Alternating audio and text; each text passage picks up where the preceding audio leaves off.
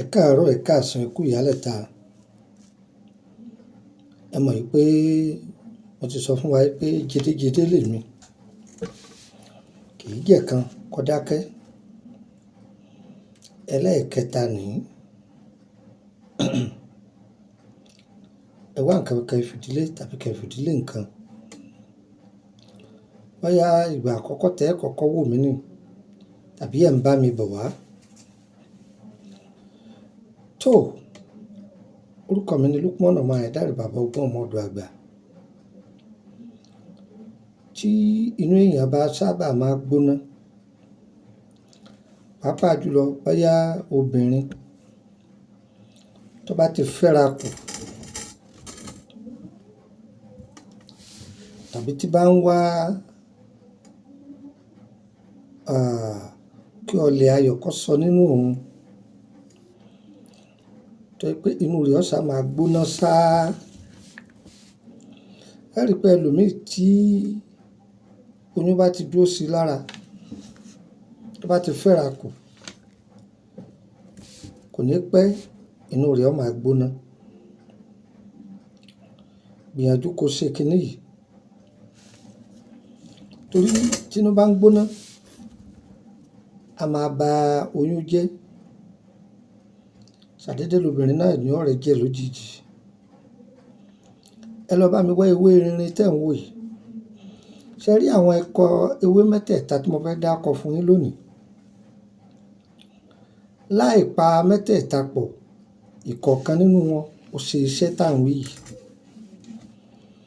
Àmọ́ àwọn bàbá wa lóríta ibì kan tó bá jẹ́ pé inú gbígbóná yẹn ó ti pọ̀ jù fẹ́ni náà, bí ó ti pẹ́ lára ẹ̀, ẹ bá ti mú ewé rinrin yìí, ewé tó gbajúmọ̀ káàkiri ni. Ẹ wá wá ewé amúnútutù. Amúnútutù oríṣi méjì ni, ìkan pupa, ìkan funfun. Èyí òwú tẹ́ bá rí inú méjèèjì ẹja. Pẹ̀lú ewé jẹ́njókòó, òun náà ní jẹ́wé jókòó jẹ́. Ẹ wá ja mẹ́tẹ̀ẹ̀ta pọ̀. Ẹ gbó dáadáa, ẹ gbó dáadáa, ẹ gbó dáadáa, fomi gbó.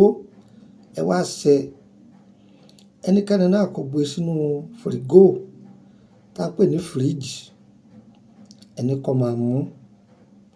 Ní agbára Ọlọ́run, inú gbígbóná yẹn yóò sì di ohun ìgbàgbé. Ògùn yìí dájú, ṣùgbọ́n agbára Ọlọ́run ó tún dájú jù lọ. Ọlọ́run ọba ló lè wé, òun ló lè gbò. Ó fi kẹ́ wa ni láti lè máa fi ṣe ìwòsàn ara wa. Ẹ lọ ṣe kọ̀nà yín lówó kankan. Owó kankan kọ̀nà. Ṣùgbọ́n tó bá kàràǹgídá pé ibi tẹ́yìn wà, ìkan péré lẹ rí nínú ewé mẹ́tẹ̀ẹ̀ta yìí, ẹ gbó. Kẹ wá fi oyin sí, oyin gidi kẹ fi sí. Ẹ máa mú ní àárọ̀, ẹ máa mú ní ọ̀sán, ẹ sì máa mú lálẹ́ kẹ tó sùn. Tó, orúkọ mi ni Lukman ọmọ Ayédáre bàbá ọgbọ́n ọmọ ọ̀dọ̀ àgbà. Mo sọ yìí, mo dúró ná. A tún máa pàdé ní ọjọ́ mi, ọjọ́ rẹ̀. Ìtọ́jú ara ńlá ni ewé àtìgbò. Bóyá obìnrin tó ti wọlé ọkọ tipẹ́ tí ò tètè fẹ́ra kù, tàbí nǹkan kan ṣẹlẹ̀ tí ń ṣe ìdènà. Bóyá omi ara ọkùnrin tó lóyìnbó ń pè ní sperm, ó wà watery, ó sàn ni, àbọ́lámi ni, àbí ọkùnrin tí ó lè ṣe déédé, ẹ kàn sí wa. Àwa náà kọ́, Ọlọ́run ni. Àbí ìbéèrè sí nípa ìrìnàjò ayé ẹni. Kò ṣe ìgbà tí èèyàn bá ṣubú o, ká tó máa wẹ́ni tí ó gbé dìde o. Èèyàn máa ń ra ayé gbé fún rẹ̀.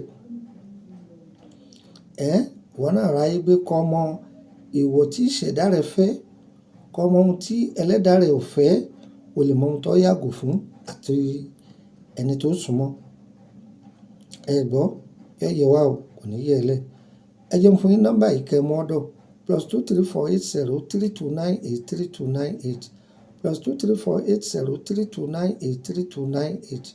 Ẹ gbà kan sí +2348133155111 +2348133155111.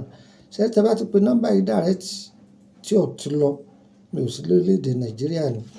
Ó yẹ jẹ́ n fún yín nọ́mbà orílẹ̀‐èdè Benin +229 54651928 +229 54651928 ẹgbàá kan sí +229 54651929.